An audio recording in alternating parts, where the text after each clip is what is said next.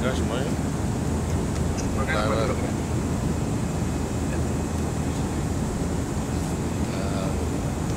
Kelihatan jelas semua ya? Iya Pak. Ya. Bismillahirrahmanirrahim. Assalamualaikum warahmatullahi wabarakatuh. Saudara-saudara para wartawan, dalam mengikuti perjalanan saya ke India, ialah ke New Delhi terutama sebagai ibu kota daripada Republik India, untuk menghadiri KTT kelompok 15 yang sebenarnya adalah diadakan pada tahun yang lampau, bulan November. Akan tapi karena banyak kepala negara dan pemerintahan tidak dapat meninggalkan negerinya masing-masing, sehingga diputuskan untuk ditunda. Setelah ketua dalam soal ini adalah Perdana Menteri India mengadakan hubungan dengan semua kepala negara dan kepala pemerintah anggota dari kelompok 15, maka diperoleh 10 kepala negara dan pemerintah yang menyanggupi hadir pada KTT kelompok 15 yang diadakan pada bulan Maret ini. Karena itu ketua daripada kelompok 15 memutuskan untuk dilaksanakan KTT yang telah ditunda pada bulan Maret dari tanggal 27 sampai pada tanggal 30. Tapi ternyata bahwa yang bisa hadir hanya 5 kepala negara dan pemerintah, berarti ditambah dengan tuan rumah menjadi 6. Yang sebenarnya memang kurang memenuhi daripada quorum yang telah ditentukan. Yang sebenarnya 10 tidak-tidaknya yang harus hadir. Tapi pada umumnya semua kepala negara dan kepala pemerintah mengirimkan utusan-utusannya pada tingkat menteri dengan sendirinya.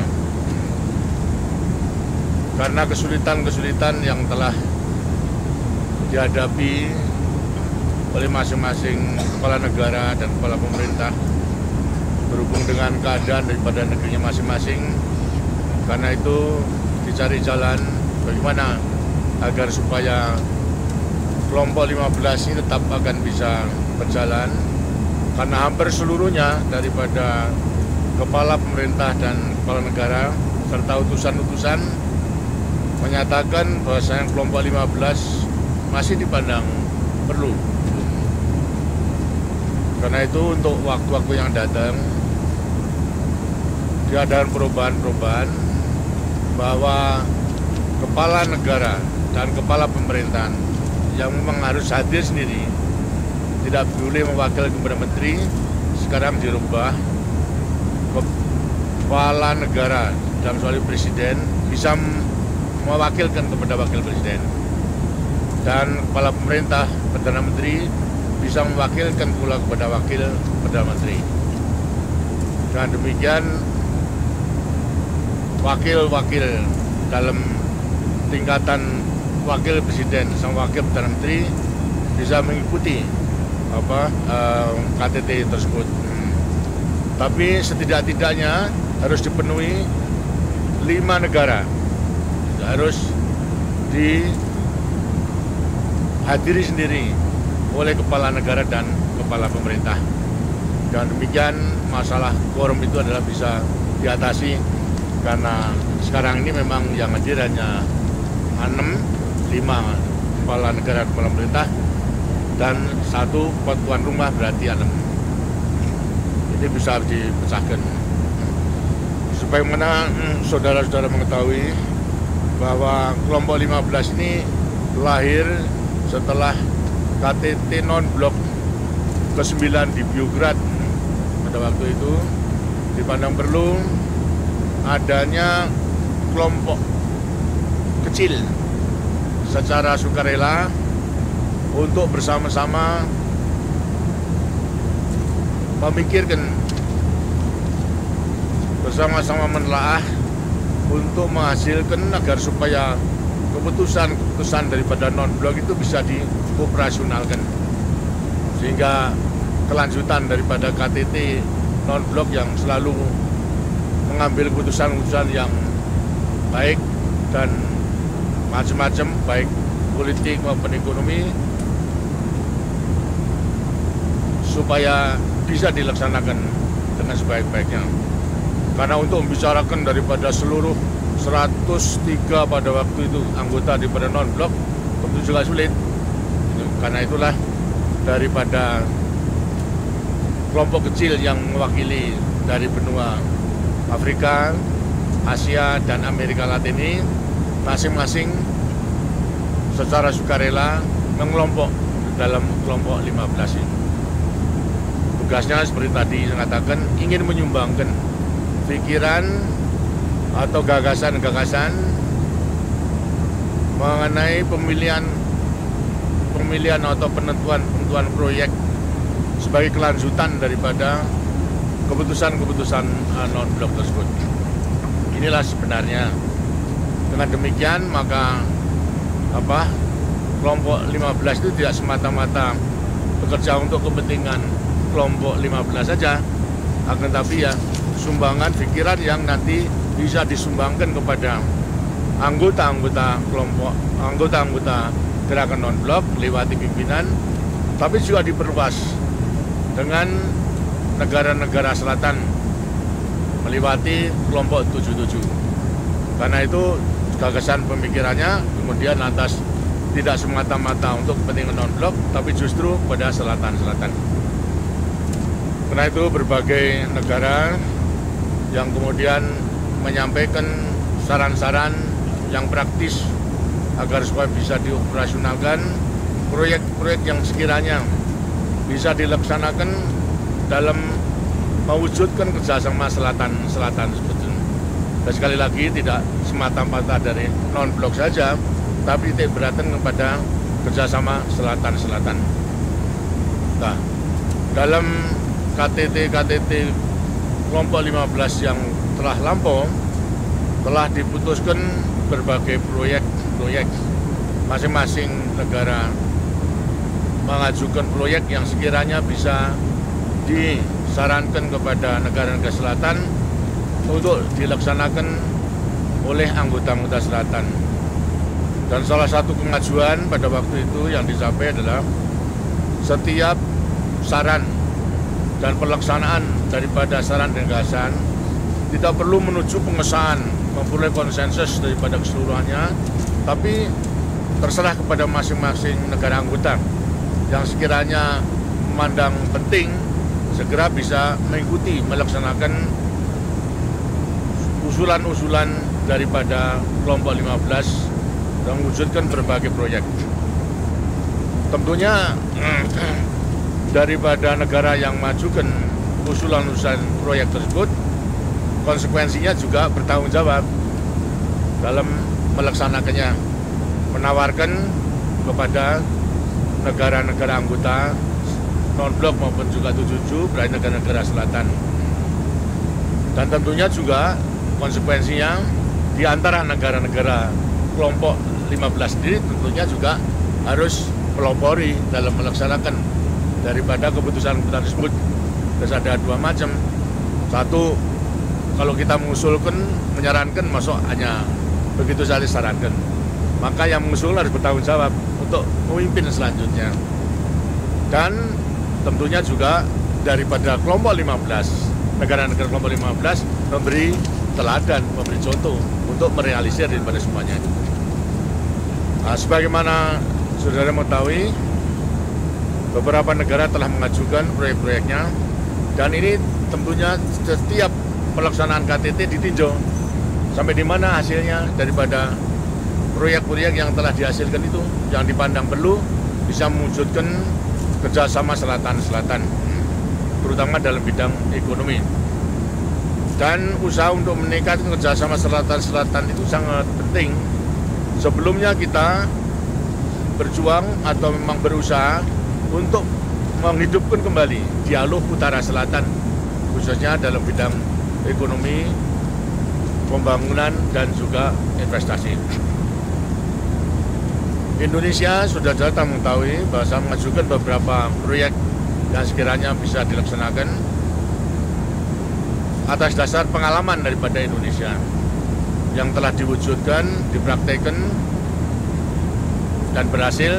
Karena itu Indonesia menawarkan proyek-proyek itu dan telah disetujui. Di antaranya ada proyek mengenai pangan, kemudian yang kedua adalah proyek mengenai keluarga berencana, ketiga adalah proyek mengenai pengelolaan daripada pinjaman, lantas keempat kalau tidak salah dalam mengenai soal pembangunan yang berkelanjutan. Inilah yang telah diusulkan dan memang diputuskan, dan secara kebetulan sudah diperkuat pula dalam KTT non-blok di Jakarta, adalah KTT non-blok 10, proyek-proyek yang diajukan oleh Indonesia dalam kelompok 15 juga diterima oleh KTT non-blok yang ke-10 ini. Berarti sudah mempunyai kedudukan yang lebih luas lagi. Walaupun sebenarnya tidak disahkan dan diterima atau belum diterima di KTT non-blok, tapi sudah diterima di KTT 15, sudah merupakan bahan dan memberi kekuatan untuk dapat dioperasionalkan. Nah, ini semua proyek-proyek itu ditinjau sampai mana pelaksanaan dan berhasilnya. Indonesia dengan sini mempertanggungjawabkan pelaksanaannya bagaimana proyek-proyek yang diusulkan oleh Indonesia itu, terutama soal pangan maupun keluarga berencana. Setelah mengadakan penelitian dan pengkajian kemampuan daripada negara-negara selatan yang umumnya juga kekurangan pengetahuan maupun juga mengenai keterampilan mengenai peningkatan produksi pangan, sedangkan Indonesia telah bisa membuktikan kepada dunia bisa mencukupi kebutuhan pangan walaupun setelah berjuang dari tahun 67 sampai kepada 84 baru bisa swasembada beras. Bagi negara-negara berkembang untuk dapat mempelajari apa yang telah dilakukan oleh Indonesia, ya tidak mudah, karena masalahnya sebenarnya keadaan negara-negara berkembang sama dengan keadaan di Indonesia. Rakyatnya masih belum terdidik, lantas keterampilan pun juga belum ada, gitu. Karena itulah Indonesia menyarankan adanya suatu program magang. Ya, tidak hanya para ahli-ahli yang pelajari, tapi justru daripada petani-petani itu sendiri yang harus mempelajari dalam praktek.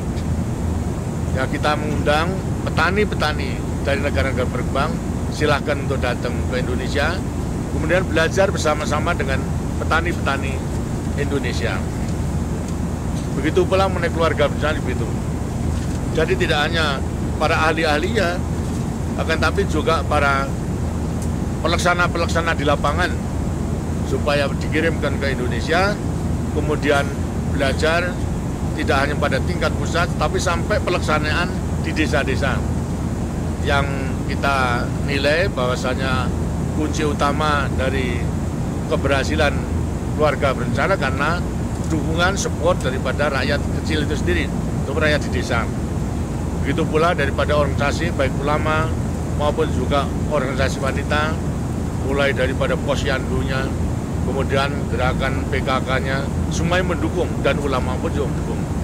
Nah, ini yang harus dipelajari oleh para pelaksana-pelaksana di lapangan itu.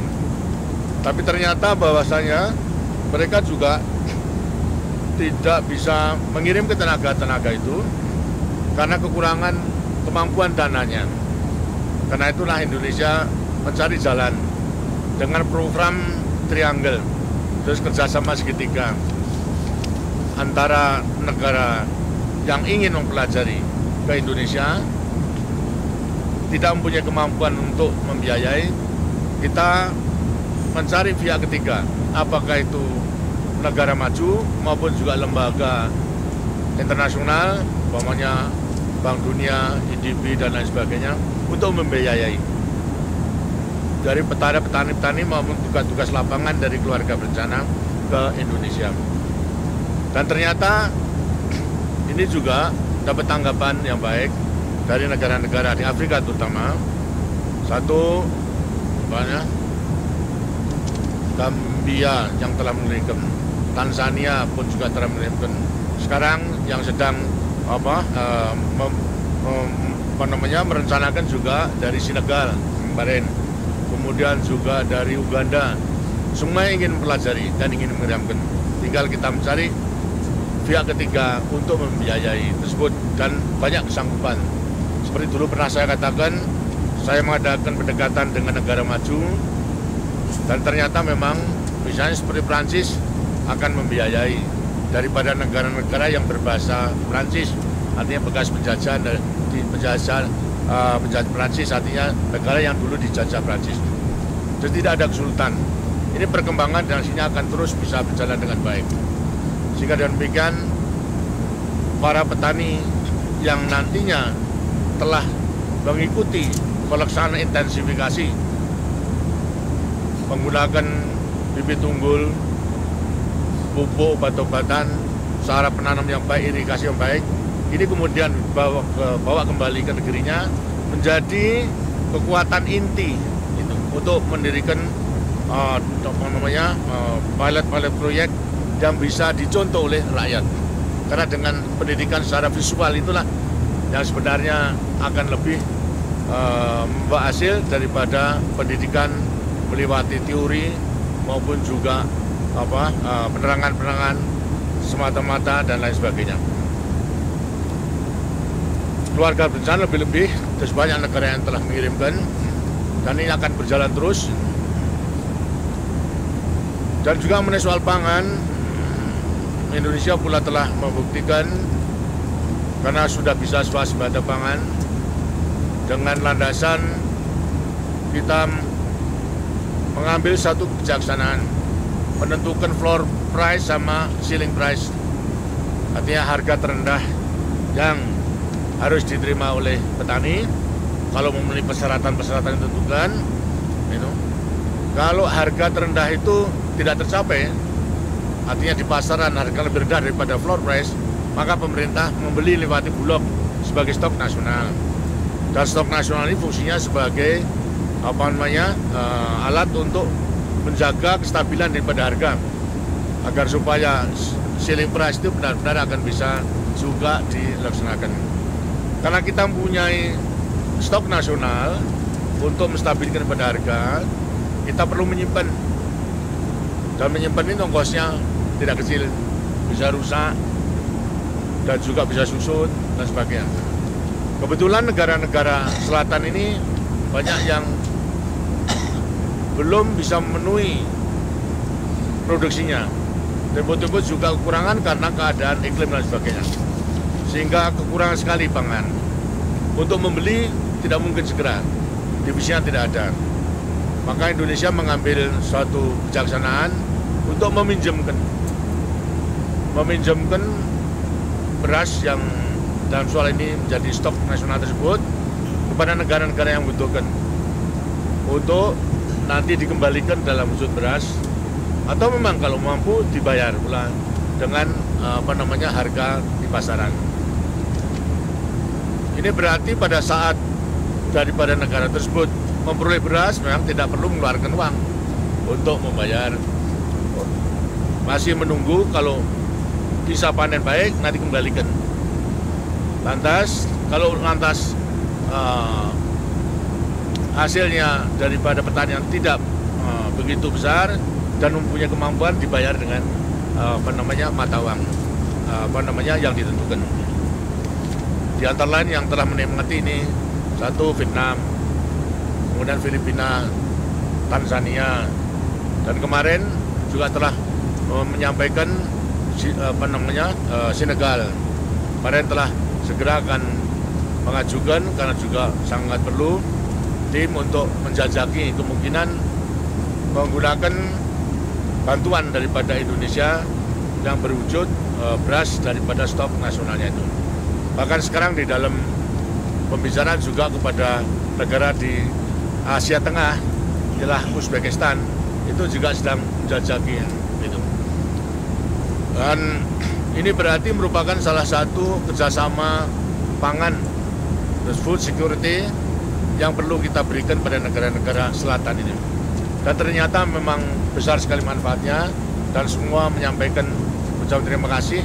Dan kemungkinan dengan jalan ini, bagi Indonesia, stok nasionalnya tidak berubah, hanya penempatannya aja yang benar berubah. Yang tadinya di Indonesia, sekarang kita titipkan di negara-negara lain. Sedangkan dengan titipan itu bagi negara yang dititipi, akan besar sekali manfaatnya, karena bisa mengatasi kebutuhan kekurangan pangan pada saat itu. Ini mengenai soal pangan, kemudian keluarga berencana juga demikian, semua berjalan dengan baik.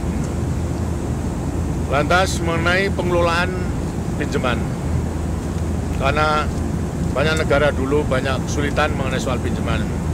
Indonesia dilihat daripada satu negara yang pinjamannya juga besar, kok bisa mengelola pinjaman itu dengan baik, artinya bisa memenuhi kewajibannya untuk membayar baik pokoknya maupun juga utangnya. Nah ini bagaimana? Pengalaman inilah yang kita tawarkan kepada negara-negara yang memang kesulitan mengenai soal pengelolaan daripada pinjamannya tersebut. Di antara 103 negara yang sekarang sudah menjadi 108 negara anggota non-blok, kurang lebih 50 negara yang betul-betul kesulitan mengenai soal pinjaman. Di antara 50 itu adalah 18 negara yang betul-betul tidak mampu dan mungkin mampu untuk membayar kembali daripada pinjamannya itu. Inilah Indonesia berjuang mendekati kepada negara-negara yang memberi pinjaman maupun juga lembaga-lembaga dunia yang memberikan pinjaman. Karena pinjaman daripada negara-negara berkembang itu ada 3 macam.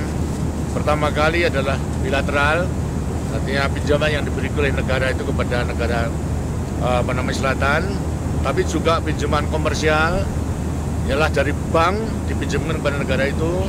Dan ketiga adalah pinjaman multilateral yang diberikan oleh lembaga-lembaga keuangan dunia, umpamanya Bank Dunia, lantas IDB, kemudian lantas Bank Afrika dan sebagainya.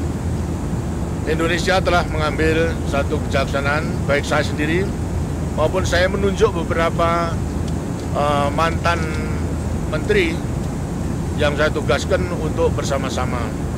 Pertama, untuk memikirkan bersama-sama dengan ahli-ahli di dunia ini, bagaimana caranya untuk dapat mengatasi utang, sumbangan apa yang bisa kita berikan, mengenai pikiran-pikiran dan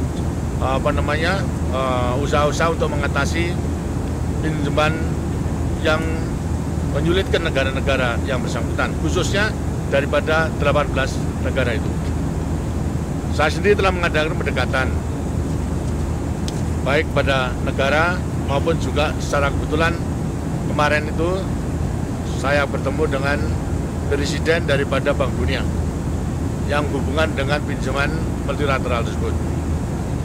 Dari mantan-mantan menteri, diantaranya saya percayakan pada Profesor Wijoyo, kemudian dibantu oleh Saudara Radius dan juga oleh Saudara Sadeli. Gitu.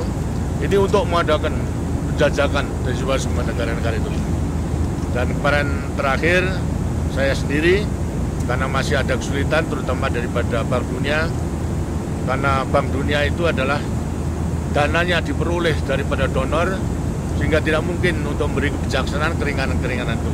Walaupun sekarang telah mengambil langkah-langkah untuk meringankan, tapi masih belum merupakan bantuan dalam mengatasi masalah pinjaman tersebut. Sekarang daripada Bank Dunia itu sudah memberi keringanan dan memberikan pinjaman dalam rangka IDA, akan tapi dengan persyaratan agar supaya kewajibannya untuk membayar pinjamannya itu harus dilakukan padahal ya tidak mungkin. Yang berarti pula praktis tidak berjalan. Nah, kemudian karena Indonesia pernah mengalami menyarankan bahwa dibebaskan saja, itu tidak mungkin karena nanti sumber daripada dana yang macam-macam negara itu tidak akan memberikan karena akan hilang. Maka Indonesia menyarankan ya kalau tidak ini coba diperingankan saja, diadakan rescheduling seperti Indonesia dalam menyelesaikan masalah hutang-hutang yang lama itu. Dengan ketentuan-ketentuan yang berlaku pada IDA itu. Ialah 40 tahun dibayar, kemudian 10 tahun grace periodnya, dan tanpa bunga atau bunga kecil. Yang berarti kalau itu bisa dilaksanakan, utang-utang yang lama itu diidakan 10 tahun belum akan bayar. Lantas sisanya perhitungan semuanya yang akan disetujui dicicil selama 40 tahun. Ya, tapi di sampingnya itu kemudian ada pinjaman baru yang lunak, yang berarti pula bahwasanya tidak perlu atau belum perlu memikul beban daripada utang 10 tahun daripada itu, tapi sudah ada pinjaman yang baru, berarti bisa melaksanakan daripada pembangunan. Ini yang diperjuangkan oleh Indonesia, termasuk pula di dalam menghadiri konferensi atau KTT G7 di Tokyo. Semuanya saya kemukakan melewati ketua daripada G7 maupun khusus kepada Presiden Clinton pada waktu itu. Setelah saya uraikan keseluruhannya secara spontan, Presiden Clinton segera akan mengadakan perubahan kebijaksanaan untuk meringankan negara-negara di Afrika, terutama sebelah selatan daripada Sahara itu. Nah, itulah antara lain kita gunakan momentum itu untuk mengadakan pendekatan-pendekatan. Tindak selanjutnya, setelah ahli-ahli itu berkumpul dan kita pula juga menghadiri konferensi negara-negara Afrika di Tokyo, maka langkah yang kita ambil adalah kita akan mengundang 18 negara ke Indonesia. Kemudian akan kita brief caranya untuk mengatasi soal pinjaman tersebut, terutama pengalaman Indonesia di dalam mencari keringanan beban daripada pembayaran utang, khususnya mengenai utang pada waktu Orde Lama.